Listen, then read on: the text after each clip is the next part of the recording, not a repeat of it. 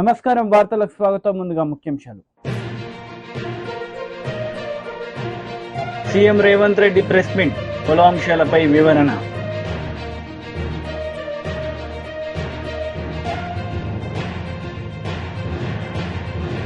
ఏలూరులో CM YS Jagan బహిరంగ సభ, చంద్రబాబు నాయుడుపై ఫైర్.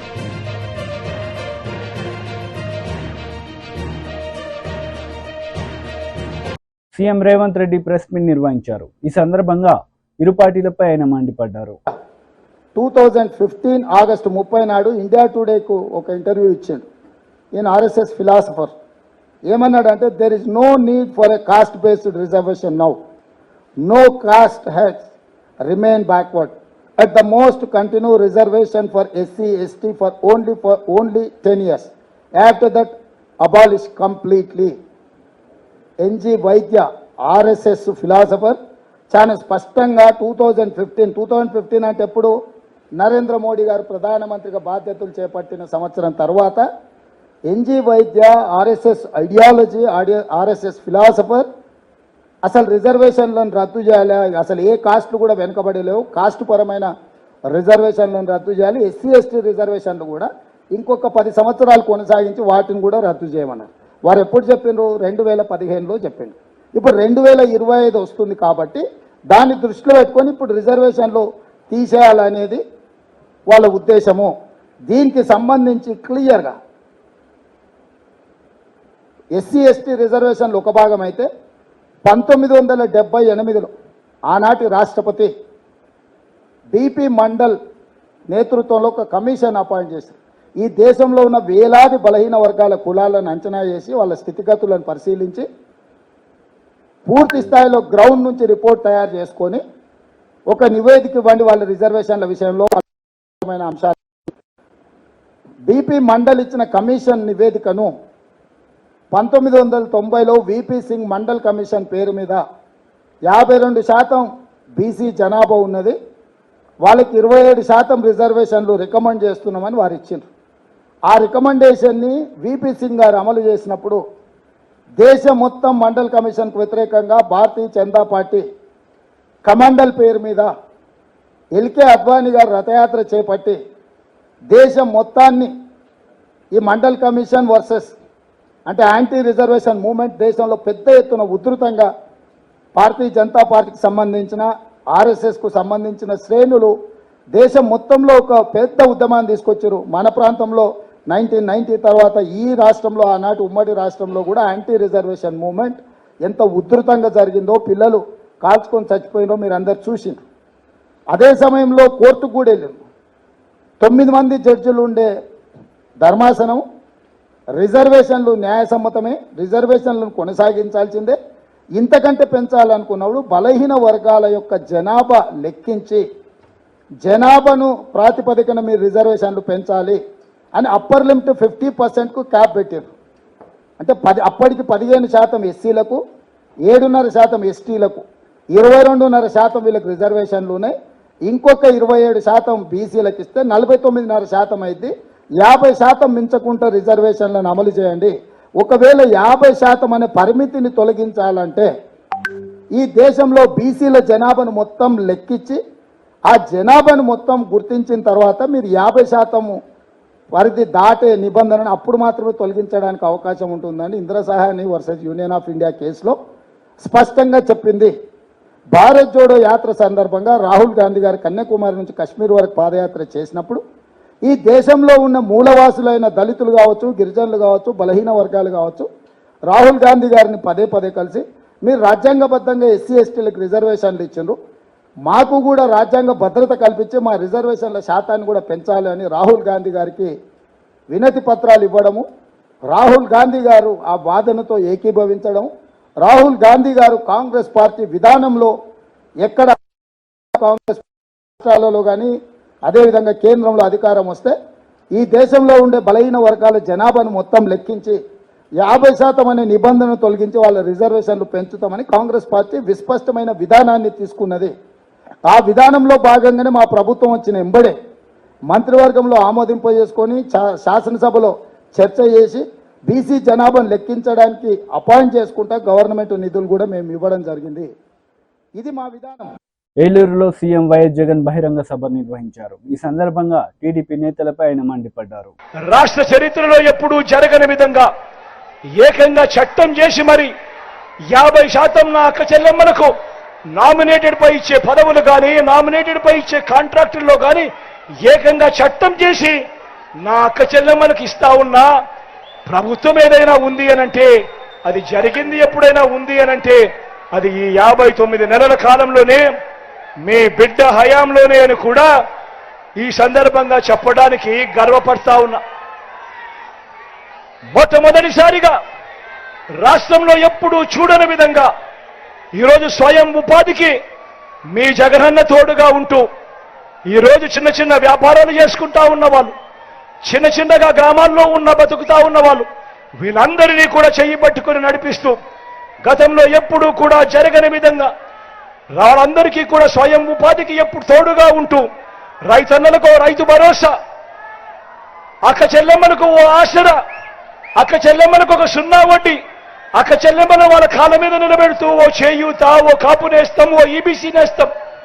ఈరోజు ఆటోలు టాక్సీలు డ్రైవర్లకు సొంతంగా నడుపుకుంటా ఉన్న వాళ్లకు ఓ వాహనమిత్ర, నేతన్నలకు ఈరోజు నేతన్న నేస్తం, మత్స్యకారులకు ఈరోజు మత్స్యకార భరోసా. ఈరోజు చిన్న చిన్న వ్యాపారాలు చేసుకుంటా ఉన్నా నా అక్క చెల్లెమ్మల కుటుంబాలకు ఓ తోడు, ఓ చేదోడు, ఓ లానేస్తం. మొట్టమొదటిసారిగా ఎంఎస్ఎంఈలకు గతంలో ఎప్పుడూ జరగనంతగా ప్రోత్సాహం. ఇవన్నీ కూడా గతంలో ఎప్పుడూ జరగని విధంగా జరిగినవి. ఎప్పుడు అనంటే ఈ పథకాలన్నీ కూడా ఎప్పుడు చూశారు అనంటే ఎప్పుడు జరిగాయి అనంటే ఈ 59 నెలల కాలంలోనే మీ బిడ్డ ముఖ్యమంత్రిగా ఉండగానే అని కూడా చెప్పడానికి గర్వపడతా ఉన్నా.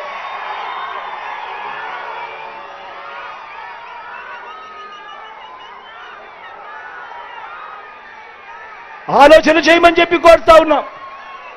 సంస్కరణను తీసుకొచ్చాం, పథకాలు తీసుకొచ్చాం, ప్రతి పేదవాడి బతుకును మార్చాలని అడుగులు పడతా ఉన్నాయి.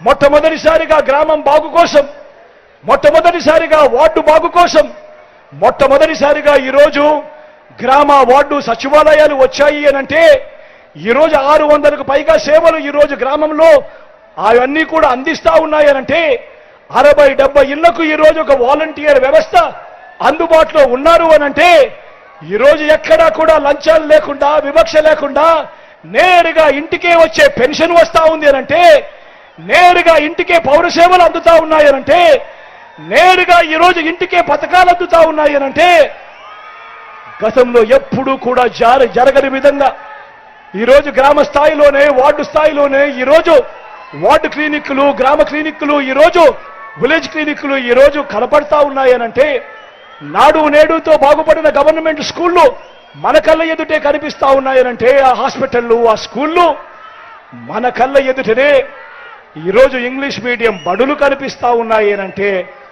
ఈరోజు మన గ్రామంలోనే ఒక మహిళా పోలీస్ కనపడతా ఉంది అనంటే, ఇంటింటికి ఆరోగ్య సురక్ష వస్తా ఉంది అనంటే, ఈరోజు గ్రామంలో ప్రతి ఒక్కరికి కూడా ఫ్యామిలీ డాక్టర్ అందుబాటులో ఉన్నాడు అనంటే, ఈరోజు గ్రామానికే ఫైబర్ గ్రిడ్ వచ్చింది అనంటే, కడతా ఉన్న డిజిటల్ లైబ్రరీలు కనిపిస్తా ఉన్నాయనంటే, ఇవన్నీ సంస్కరణలు జరిగింది కేవలం ఈ 59 నెలల కాలంలోనే మీ బిడ్డ ముఖ్యమంత్రిగా ఉండగానే కాదా అని అడుగుతా ఉన్నాను.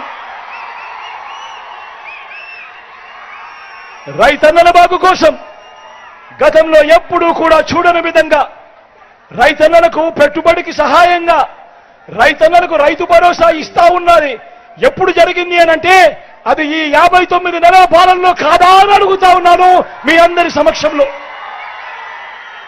ఈరోజు ప్రతి గ్రామంలోనూ రైతన్నలకు చెయ్యి పట్టుకుని నడిపిస్తూ ఒక ఆర్బీకేలు, రైతన్నలకు ఈ క్రాప్, రైతన్నలకు ఉచిత పంటల బీమా, రైతన్నలకు సమయానికే సీజన్ ముగిసేలోగానే రైతన్న చేతిలో ఇన్పుట్ సబ్సిడీ, రైతన్నలకు ఈరోజు 0 వడ్డీకే పంట రుణాలు, పగటి పూటే 9 గంటలు నాణ్యమైన విద్యుత్తు రైతన్నకి ఇవాళ జరుగుతా ఉంది అనంటే మీరే గమనించండి. చరిత్రలో ఎన్నడూ లేని విధంగా ఆర్బీకేల ద్వారా ఈరోజు ధాన్యం కొనుగోలు జరుగుతా ఉంది అనంటే ప్రతి రైతన్నకు ఎంఎస్పీయే కాదు, ఎంఎస్పీకి మించి జీఎల్టీ పేరుతో రైతన్నలకు ఈరోజు అందుతా ఉంది అనంటే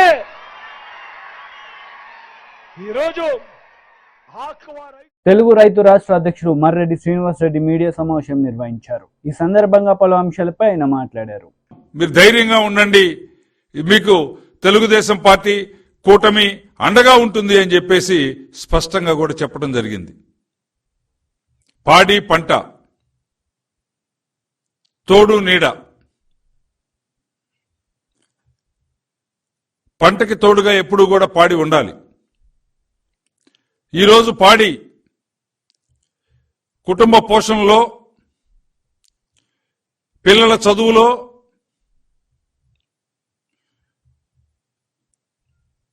పెద్ద ఎత్తున తోడ్పాటు అందిస్తున్నటువంటి విషయం రాష్ట్రంలో ప్రజానీకానికి అందరికి కూడా తెలుసు. అలాంటి పాడిని అభివృద్ధి చేయడం కోసం గతంలో ఏదైతే తెలుగుదేశం పార్టీ అధికారంలో ఉన్నప్పుడు పశువులు కొనుగోలు కోసం రుణాలు మంజూరు చేసి నాణ్యమైనటువంటి పాల దిగుబడి కలిగినటువంటి పశువుల్ని ఇతర రాష్ట్రాల నుంచి కూడా ఇక్కడికి తీసుకొని వచ్చి ఏ విధంగా అయితే పాడి పరిశ్రమను అభివృద్ధి చేశారో, నాణ్యమైనటువంటి దానాన్ని, మంచి బ్రీడ్ని, పశు వైద్యాన్ని, మందుల్ని అందుబాటులోకి తీసుకొని వచ్చి సబ్సిడీకి ఏ విధంగా అందించారో, గోకులాలు నిర్మించి, గోశాలలు నిర్మించి, గోపాల మిత్రుల్ని రిక్రూట్ చేసి ప్రతి గ్రామానికి కూడా, గ్రామంలో ఉండేటువంటి ప్రతి పశువుకు కూడా ఈ వైద్యం అందే విధంగా ఏ విధంగా చర్యలు తీసుకున్నారో వాటన్నిటినీ తిరిగి ఈ 5 సంవత్సరాలుగా మరుగున పడిపోయి దెబ్బతినిపోయినటువంటి పాడి రంగాన్ని తిరిగి పునరుద్ధరించేదానికోసం, గ్రామ సేవల్లో వెలుగులు నింపేదానికోసం మాన్యశ్రీ చంద్రబాబు నాయుడు గారి తెలుగుదేశం, జనసేన, బీజేపీ కూటమి ఎన్నికల మేనిఫెస్టో రిలీజ్ చేసినప్పుడు చాలా స్పష్టంగా చెప్పడం జరిగింది. అదేవిధంగా గత 5 సంవత్సరాలుగా మచ్చుకు కూడా కానరాని భూసార పరీక్షల నుంచి, సూక్ష్మ ధాతు లోపాలను నివారించేటువంటి మైక్రో న్యూట్రియంట్స్ అందించే దగ్గర నుంచి,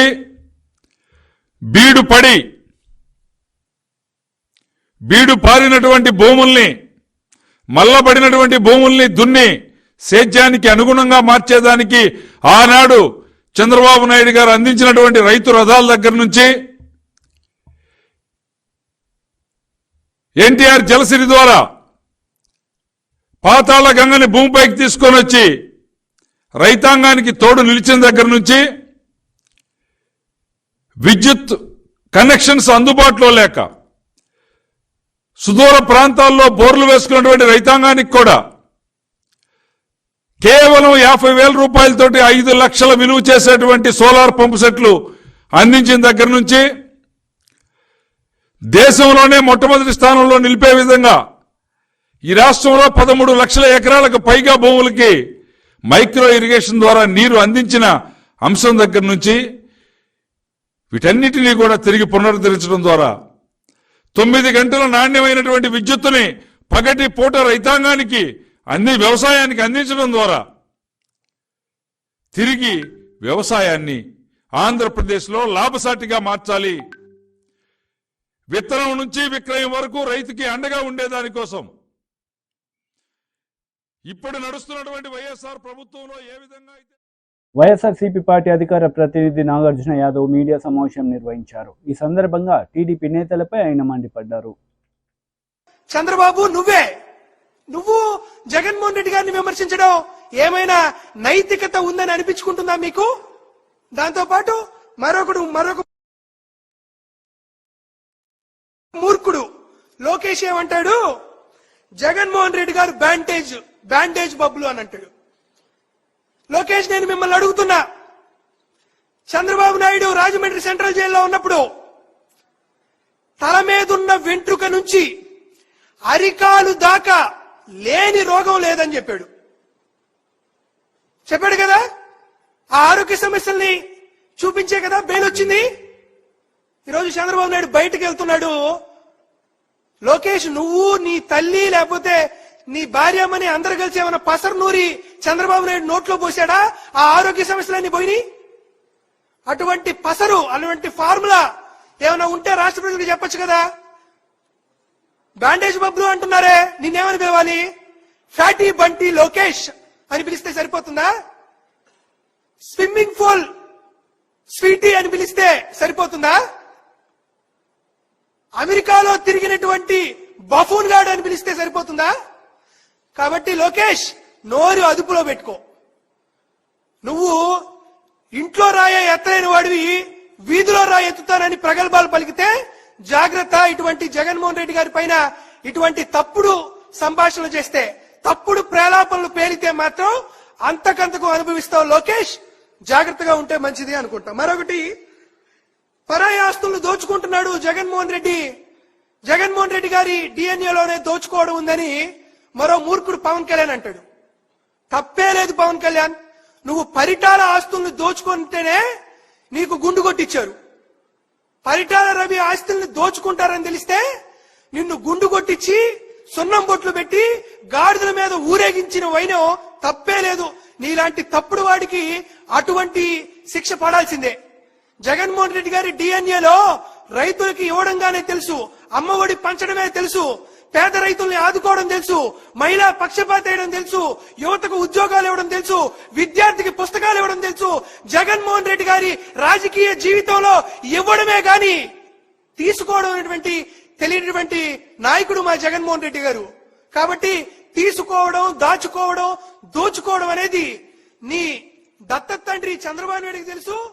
లేకపోతే బీజేపీ రాష్ట్ర అధ్యక్షుడు కిషన్ రెడ్డి మీడియా సమావేశం నిర్వహించారు. ఈ సందర్భంగా పలు అంశాలపై ఆయన మాట్లాడారు. ఈ గాడిద గుడ్డు తప్ప అని ప్రజలకు వివరిస్తున్నాడు. ఆ స్థాయికి దిగజారిండు.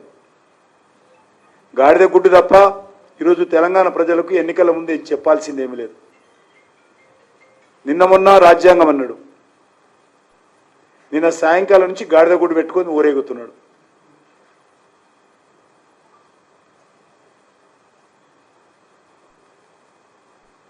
చాలా విచిత్రమైనటువంటి పరిస్థితి తెలంగాణ రాష్ట్ర రాజకీయాలు ఉన్నాయి. ఏదైనా ఒక ప్రభుత్వము ఏ ఎన్నికలకు ముందు వెళ్ళినప్పుడు కూడా మా ట్రాక్ రికార్డ్ ఇది, మేము ఇప్పుడు చేస్తున్నాము, మేము ఇచ్చినటువంటి హామీలు ఇవి, మేము అమలు చేశాము అని ప్రజల ముందుకు వెళ్ళాలి. కానీ రేవంత్ రెడ్డి ఇచ్చినటువంటి 6 గ్యారంటీలు గాలికి వదిలేశాడు. దాన్ని అందులో ఒక గ్యారంటీ మే 15 ఏం 15 అన్నాడు ఆయన, ఆగస్టు 15 అన్నాడు. ఆగస్టు 15 అన్నాడు.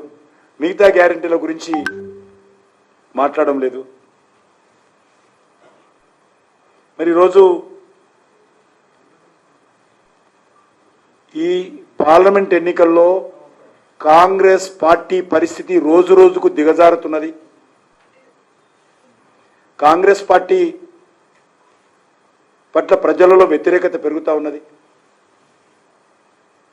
కాంగ్రెస్ పార్టీ వస్తున్నటువంటి పార్లమెంట్ ఎన్నికల్లో ప్రభావం చూపలేకపోతుంది. తెలంగాణలో కూడా కాంగ్రెస్ పార్టీ భూమి కదిలిపోతూ ఉంది. కాబట్టి ఈరోజు ఏదో పొడి చేస్తాను, పార్లమెంట్ ఎన్నికల్లో 14 సీట్లు గెలుస్తానని మరి మాట్లాడినటువంటి ముఖ్యమంత్రి ఈరోజు తన కాళ్ళ కింద తాను భూమి కదులుతూ ఉంటే ఏమి చేయాలో, ఏమి మాట్లాడాలో అర్థం కాని పరిస్థితుల్లో ముఖ్యమంత్రి ప్రతిరోజు ఒకటి మాట్లాడుతూ ఉన్నాడు. మొన్న రాజ్యాంగం అన్నాడు, ఆ తర్వాత ఒక హోంమంత్రి వీడియో మార్ఫింగ్ చేయించిండు. తన కాంగ్రెస్ పార్టీ అధ్యక్షుడిగా కాంగ్రెస్ పార్టీ అఫీషియల్ ట్విట్టర్లో మార్ఫింగ్ వీడియో పెట్టాడు. ఈయన ఏదైతే మాట్లాడాడో అదే మార్ఫింగ్ వీడియో పెట్టాడు. మళ్ళీ గుజరాత్ పౌరుషం అంటాడు, తెలంగాణ పౌరుషం, గుజరాత్ పౌరుషం. మళ్ళీ ఈరోజు వచ్చి గాడిద గుడ్లు పెట్టుకొని ఊరేగుతున్నాడు. నాకు తెలిసినంత వరకు గాడిద గుడ్లు ఎక్కడుంటాయో ఎట్లుంటాయో తెలియదు. ఒక రేవంత్ రెడ్డికే బాగా తెలిసినట్టుంది గాడిద గుడ్లు.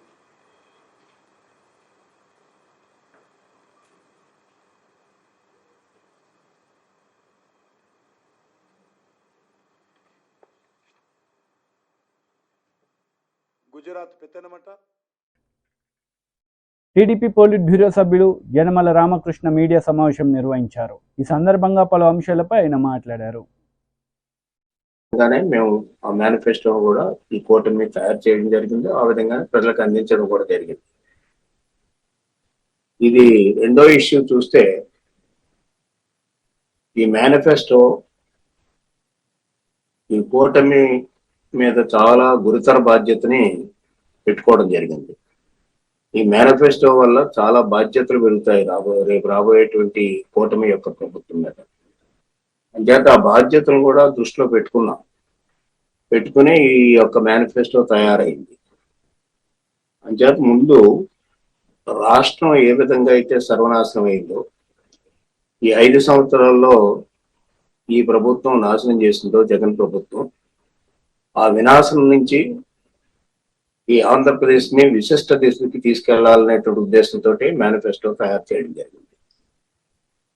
అందుచేత ఆ విజన్ దృష్టిలో పెట్టుకునే చేశాం ఈ మేనిఫెస్టో, కూటమి యొక్క మేనిఫెస్టో. దీంట్లో ముఖ్యంగా అన్ని రంగాలకి కూడా సరి అయినటువంటి ప్రాతినిధ్యం రావాలి, అన్ని వర్గాలకి కూడా సరి అయినటువంటి ప్రాధాన్యత ఉండాలనే ఉద్దేశంతో కూడా తయారు చేయడం జరిగింది. అంచేత ఈ మేనిఫెస్టో తూచా తప్పకుండా అమలు జరగడానికి అనుకూలంగా ఉందని చెప్పడంలో ఏదైనా సందేహం లేదు. కాకపోతే ప్రజలకు కానీ కొంతమంది ఇంటలెక్చువల్స్ కానీ ఒక అనుమానం వస్తుంది. అయితే ఇప్పుడే ఇప్పుడు ఉన్నటువంటి ప్రభుత్వం దాదాపు దగ్గర 14 లక్షల కోట్లు అప్పులు చేశారు కదా. ఈ అప్పులు మునిగిపోయామని మీరే అంటున్నారు కదా. భవిష్యత్తులో ఈ మేనిఫెస్టో అడిషనల్ గా మనం చేయడానికి ఏ విధంగా నిధులు వస్తాయనేటువంటి కొంత సందేహాలు ఉండడం సహజం. దాన్ని క్లారిఫై చేయవలసిన బాధ్యత కూడా కూటమి మీద ఉంటుంది. దాంట్లోనే కొద్దిగా నాకు అనుభవం అంత వరకు కూడా క్లారిఫై చేయాలనే ఉద్దేశంతో ప్రెస్ మీడియా మీటింగ్ కూడా పెట్టడం జరిగింది. మొట్టమొదటిగా చూస్తే రెవెన్యూస్ ఎట్లా పెంచుకోవాలనే దాని మీద మనం దృష్టి పెట్టవలసినటువంటి అవసరం ఉంది. ఆ విధంగానే దృష్టి పెడతాం రేపు కూటమి నేతలంతా కూడా, కూటమి పార్టీ ఇదంతా కూడా. ఎంచేతంటే ముఖ్యంగా ముందు మనకు ఉండేటువంటి న్యాచురల్ రిసోర్సెస్, ఈ న్యాచురల్ రిసోర్సెస్ కానీ మనం సక్రమంగా ప్రభుత్వం పరంగా ఉపయోగించుకున్నట్లయితే దీనివల్ల చాలా ఆదాయాలు వస్తాయి. ఇప్పుడు ఉదాహరణకు ఇసుక ఉంది. ఇసుక వీళ్ళు ఓచర్లు కూడా తీసుకోకుండా ఏదో నామినల్ గా 10% అక్కడ ఓచర్ తీసుకుని 90% ఇది అన్అఫీషియల్ చేతుల్లో పోతుంది. అంటే ట్రెజరీకి రావడం అది అమౌంట్. రేపు దాన్ని బాగా స్ట్రీమ్ లైన్ చేసుకుని కొత్త విధానం పెడతా ఉన్నాం కాబట్టి ఇసుక విధానం, ఆ విధానంలో ఒకవైపు అందుబాటులో తీసుకొస్తేనే మరొకవైపు ఆదాయం అంతా కూడా ప్రైవేట్ చేతుల్లోకి వెళ్ళిపోయేటువంటి ఆదాయాన్ని ప్రభుత్వ ఖజానాకు మళ్లించడంలో ప్రత్యేకమైనటువంటి శ్రద్ధ వహించడం ద్వారా ఉన్నటువంటి one of the natural resources లో ఆదాయం పెంచుకోవడానికి ఒక అవకాశం ఉంది. దాంట్లో వీళ్ళు ఫెయిల్ అయ్యారు.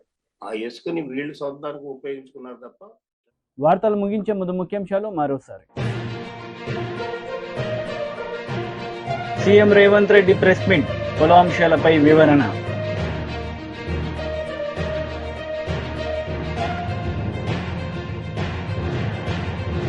ఏలూరులో సీఎం వైఎస్ జగన్ బహిరంగ సభ, చంద్రబాబు నాయుడుపై ఫైర్.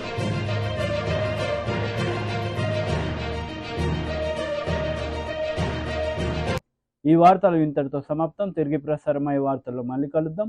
అంతవరకు సెలవు. నమస్తే.